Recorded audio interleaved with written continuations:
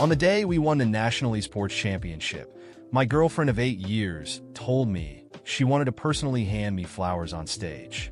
Standing on the podium, eager and nervous, I reached for the ring I had hidden, ready to make a grand proposal. But then, with a radiant smile, she handed the bouquet to her best friend, Lucas Costa, right in front of everyone. Under the spotlights, they became the center of attention both on stage and all over Twitter, as people showered them with blessings. Lucas's fans even tagged me in posts. "We told you to stop clinging to our favorite couple." Feeling humiliated, I calmly posted a response, "Respect. All the best to you too."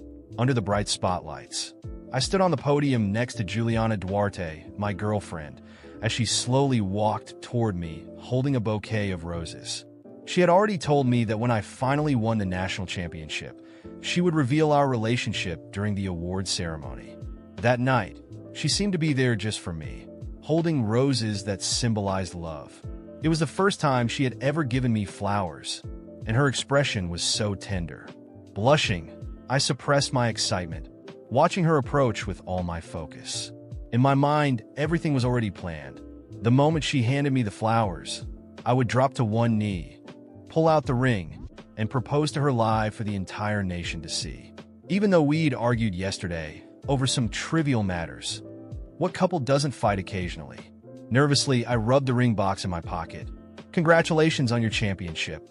Juliana extended the flowers toward me, and just as I was about to take them, with a radiant smile, she passed the bouquet right past my hands and firmly placed it in the arms of my teammate, Lucas Costa.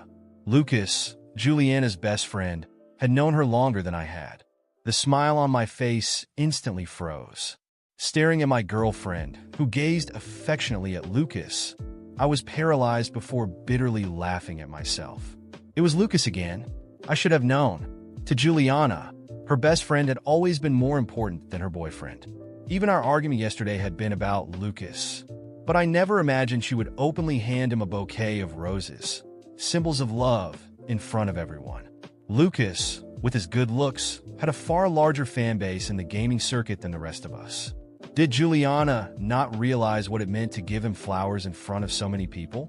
Quietly, I slipped the ring back into my pocket as the crowd's cheers reached a deafening peak. The roar was so loud it felt like it might lift the arena's roof.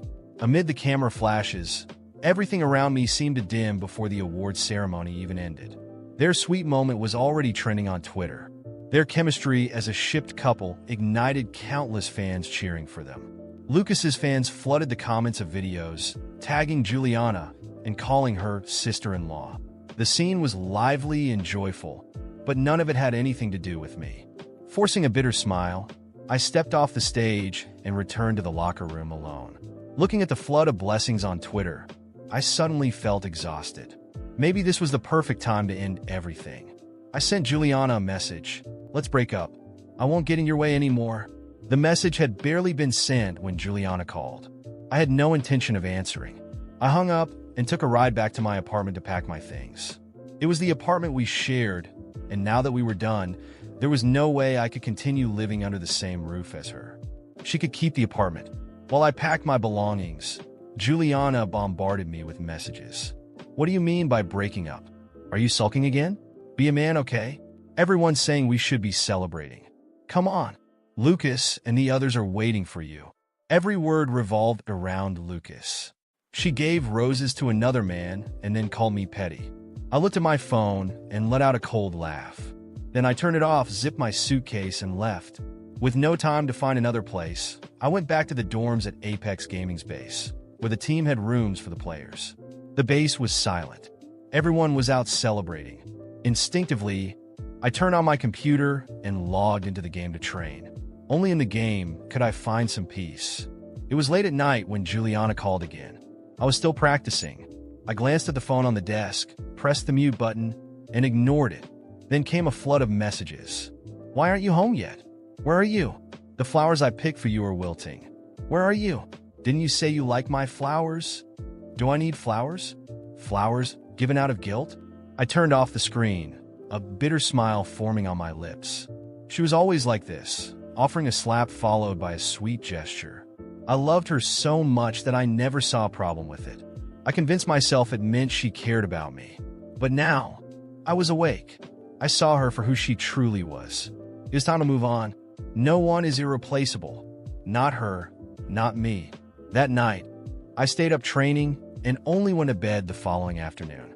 When I finally made it to the gaming room, Juliana was sitting in my chair, lost in thought. I wasn't surprised she had found me. Where else would I go but the dorm? Hearing my footsteps, she turned and saw me. "Where were you last night?" I called and messaged you. "I thought something had happened to you."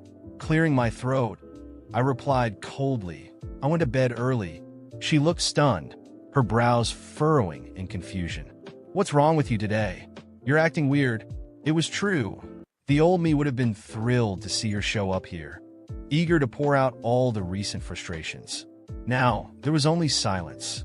Naturally, she found it strange. She also seemed to have forgotten that I had already broken up with her yesterday, or how she had humiliated me in public. Before I could say anything, she spoke again. "Today is Lucas's 3-year anniversary with the team. He's hosting a dinner. Let's go together." I wanted to come up with an excuse to refuse, but as teammates, my absence could create unnecessary issues. Besides, I needed to let everyone know we were over. I nodded indifferently, got dressed, and followed her to the hotel. When we arrived, I realized the event wasn't just for Lucas's friends. It was practically a fan gathering. Before we even entered, the noise from the Bellwood Hall was deafening. I looked around for Juliana, but she had disappeared into the crowd. "Looking for Juliana? Let me take you to her," said Camila Monroe, appearing out of nowhere. She guided me to a private suite where I could see the stage below. Juliana appeared, pushing a massive cake while holding a string of pink and white balloons. It was Lucas's surprise gift. Fans were screaming wildly, urging them to get married on the spot and calling Juliana sister-in-law. Camila raised her eyebrows at me and gestured toward the stage. "Don't you think they look perfect together?" I swallowed hard, bitterness rising in my throat. They did. They really did. Juliana had never gone to such lengths for me. Even on my birthday, when I asked for a cake, she just complained impatiently, saying, "We're adults. Why bother with pointless formalities?" And now, here she was, making such an effort to prepare a grand surprise for Lucas in front of everyone. In the end, people only go out of their way for those they truly care about. Camila Monroe watched my reaction, clearly relishing how much it hurt me. She smiled, a sly and provocative smile that twisted like a thorn in my heart. After the event, Juliana and Lucas returned to the private suite. Camila immediately wrapped her arm around Juliana and teased her. "You went all out for Lucas. Aren't you worried your boyfriend will get jealous?" Juliana froze, then looked at me. A flicker of guilt crossed her eyes. "Next time, for your birthday or our anniversary, I'll plan something just as big for you," she said hesitantly. I shook my head lightly. "Don't bother. If it's the same thing you've already done for someone else, how could it be considered a surprise?" I wasn't going to accept anyone's leftovers. Juliana pressed her lips together, as if she wanted to say more. Before she could, Lucas stepped in. "Logan, you're not serious, are you?" Juliana was just following the publicity plan. "Don't be so petty. As her boyfriend, you should be more understanding. Don't make her guess what you're thinking all the time. It's exhausting for her." Classic Lucas, always stepping up to defend Juliana. I let out a soft laugh. "With you taking care of her, why would she need anyone else?" The words carried a sharp edge, instantly freezing the room. Lucas sighed dramatically, offering a resigned smile. "All right then, if it makes you feel better, I apologize. Don't take it out on Juliana." The tension hung in the air until someone stepped in to break the mood. "Come on, we're all teammates. No need for formalities. Let's have a drink." Camila, with a mischievous smile, stepped into the center. That's not the only story. Yesterday, Juliana gave Lucas flowers too. She laughed and glanced at me, seeking my confirmation. Juliana seemed to think Camila had pinpointed the issue. She turned to me. "Are you upset over something so trivial?" Casually, she added, "I bought flowers for you yesterday too, but you left early, so I couldn't give them to you. I still have them." She walked over to a corner of the suite, retrieving a small, wilted bouquet of lisianthus from a box full of beer bottles. As soon as she showed it, someone stifled a laugh. It became painfully obvious why the lisianthus bouquet looked embarrassingly cheap compared to the extravagant roses she had given Lucas. Lucas still had the roses, making the comparison even starker. I could feel the mocking glances around me, silently ridiculing the idea that I could ever compare to Lucas. Lucas raised his eyebrows, a triumphant smile plastered on his face. Pretending to scold her, he looked at the lisianthus and said, "Juliana, you should have given Logan roses. Why this?" The tone barely disguised his belief that I was getting the leftovers. Juliana replied, "It was late after dinner yesterday. There weren't any roses left. This will do. He doesn't understand flowers anyway. He shouldn't care. The best for Lucas, and the leftovers for me." The difference between love and indifference couldn't have been clearer. Why did she assume I wouldn't care? She held the flowers out to me, but I didn't take them. Juliana frowned again. "You don't like flowers anymore? I chose these especially for you." "No, thanks," I replied coldly. "Give them to someone else." "You're being ridiculous again," she retorted. "I'm not. I mean it. I have things to do, so I'll leave you to it." I opened the suite door and walked out without looking back. I had barely taken a few steps before hearing the whispers. "Logan's being so dramatic. The video of Lucas and Juliana is blowing up online. It brought a bunch of sponsors to the studio. Why is he so hung up on this?" "Exactly." Juliana, finally losing her patience, tossed the flowers aside. "Forget him. Let him sulk." Each harsh word cut me like a blade. Pausing mid-step, a wave of sadness washed over me. To her, I was utterly insignificant. I left the suite with firm steps, but inside, my mind was boiling. Every word I heard echoed like daggers. To Juliana, I was nothing. To Lucas, an obstacle. And to everyone else, just a supporting character in a narrative revolving around their perfect couple. As I walked down the empty hotel hallway, one thought grew in my mind. I wouldn't let myself be humiliated like this again. Once I reached the street, I took a deep breath and called a ride back to the team's base. During the drive, my mind was filled with memories, from the early years with Juliana to the present. I remembered all the times I had put her desires above mine, the arguments where she made me feel guilty over things that weren't even my fault, and above all, how Lucas had always been there, taking up space that should never have been his. Deep down, I knew I'd been a fool. But that ended now. As soon as I got back to the base, I started crafting a plan. It was clear my relationship with Juliana was over, but this went beyond a breakup. It wasn't just about me. It was about respect, about not letting anyone step on me again. And most importantly, it was about showing her and Lucas that I wasn't the weak person they thought I was. The first thing I did was message the team manager, requesting a personal meeting the next morning. I didn't specify the reason, but I knew it was a crucial step. Lucas was one of the team's cornerstones, but I had an advantage: my skill. Unlike Lucas, who relied on charisma and marketing, my results spoke for themselves. If the team had to choose, I was confident they'd think twice. That night, I didn't sleep. I spent hours reviewing our contracts and strategies. There were clauses Lucas violated constantly, from personal use of the team's brand to conflicts of interest in advertising deals. I gathered enough evidence to protect myself if needed. Additionally, I started planning my exit. I knew that if I truly wanted to rid myself of this toxic environment, I had to forge a new path, perhaps even start my own team. The next morning, I walked into the manager's office with my head held high. He seemed surprised by my determination, but listened closely as I laid out my concerns. I was direct. Either the team took action against Lucas and his interference in the professional environment, or I was out. I explained how his behavior was harming team harmony, using recent incidents with Juliana as examples. The manager looked visibly uncomfortable, but promised to investigate. As I left the office, I found Juliana waiting for me in the hallway. She looked furious, but also had a flicker of doubt in her eyes. "What are you doing? Do you think you can just ignore everything and act like you're the center of the world?" She was trying to regain control. As always, I stared at her, and for the first time, I felt a coldness I'd never experienced before. I'm just doing what you've always done, looking out for myself." Juliana seemed at a loss for words. For the first time, her confidence wavered. Maybe she was starting to realize I wasn't the pushover who tolerated everything in the name of love. That night, I did something I had never done before. I posted a statement on social media. It wasn't a direct attack, but it was enough to share my side of the story. I talked about how the professional environment had become toxic, how personal relationships were interfering with team performance, and how I was reconsidering my position. The reactions were swift. While many supported me, some of Lucas and Juliana's fans tried to attack me. But this time, I didn't care. I was ready. The final straw came the next day when one of the team's sponsors contacted me privately. They had seen my statement and wanted to know more.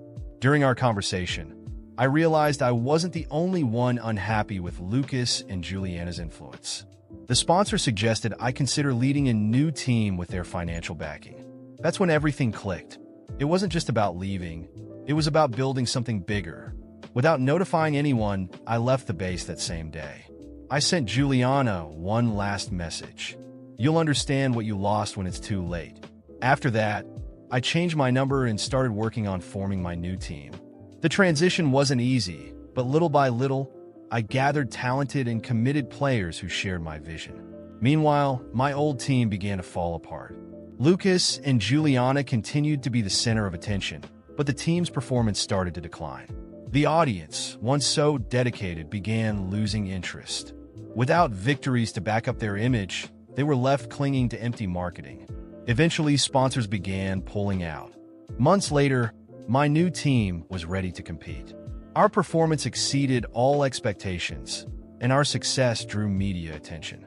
In the first tournament where we faced my former team, we not only defeated them, but made it clear who the real professionals were. At the end, as I held the trophy, I spotted Juliana in the audience, her expression a mix of regret and disbelief. I didn't need to say anything. Her silence was my greatest victory. Since I left everything behind and started building my own team, my life has changed completely. It wasn't easy in the beginning. I was starting from scratch, with limited resources and only the confidence that my skills and vision could lead to something bigger. But slowly, the hard work began to pay off. I brought together talented players who, like me, were hungry for victory and determined to prove their worth. In the first few months, the new team trained relentlessly. The base we rented was modest, almost improvised, but the atmosphere was unlike anything I had experienced before. There were no internal rivalries or inflated egos. It was a united group driven by a passion for the game. At our first official tournament, we exceeded all expectations. We made it to the finals, and even though we didn't win the title, we proved to the industry that we were a force to be reckoned with. That was enough to attract our first sponsors, who saw immense potential in us. Over time, the victories started rolling in. Each championship we won was another step toward the top. Our team wasn't just winning trophies. We were earning respect. We gained recognition in the media, and I, as the leader and founder, became an influential figure in the esports world. Interviews, speaking engagements, and sponsorship deals began pouring in, bringing the financial stability I had always dreamed of. While my new team thrived, my former team, with Lucas still as one of its main players, was falling apart. Their poor performance continued, and the toxic relationship between Lucas and Juliana started to draw public and sponsor attention. Gradually, the offers dried up, and both of them began losing the status they once held so dear. During this time, my personal life also took a turn for the better. At a charity event organized by sponsors, I met Clara, a journalist who covered the esports scene. Unlike Juliana, Clara was someone who truly saw me for who I was, without ulterior motives.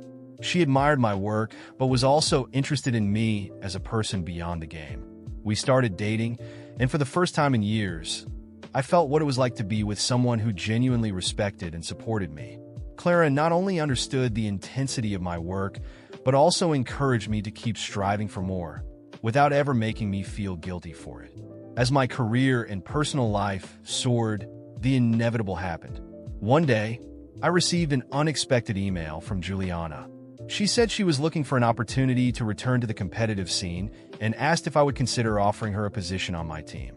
The message was polite, almost humble, but it carried a tone of desperation I never thought I'd hear from Juliana. 2 days later, I received another message, this time from Lucas, with a similar tone. He acknowledged that his career was in decline and asked if he could contribute to my team in some way. I read those messages with a mix of disbelief and satisfaction. Who would have thought that the couple who once dismissed and humiliated me would now be asking for my help? But more than anything, I knew this wasn't about revenge. It was about respect. Responding to them would be an opportunity to show that I was no longer the Logan who accepted scraps. I sent brief but firm responses. To both of them, I made it clear that my team had values and an environment I worked hard to protect. I explained that I didn't see how they could fit into a system that valued cooperation, respect, and teamwork above all else. I thanked them for their interest, but declined politely. For me, that was enough. I didn't need to humiliate them publicly or expose them. Simply showing that the respect they had never given me was now non-negotiable was more than enough. A few weeks later, I ran into Juliana and Lucas at a competitive event. They looked visibly different. Not the confident stars who once dominated the cameras and the crowd. When they saw me, they tried to mask their discomfort, but it was impossible not to notice the shame in their eyes. I greeted them politely, but kept my distance.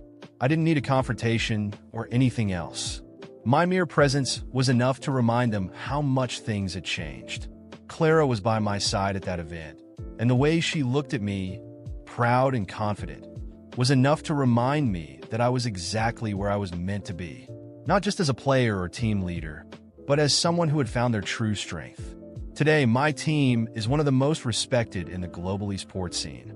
We've won major titles, secured million-dollar contracts, and expanded into other ventures, such as streaming and content creation. My fan base has grown, but what truly matters is knowing that I built all of this from the ground up with my own effort and without stepping on anyone in the process. Juliana and Lucas are still around in the scene, but no longer relevant. Sometimes I hear rumors that they're still trying to get back to the top, but the truth is, the esports world moves forward, and they've been left behind. For me, what happened to them isn't revenge. It's just life giving back what they sowed. I've moved on, with achievements, respect, and a life alongside someone who truly values me. And that, in the end, is the greatest victory of all.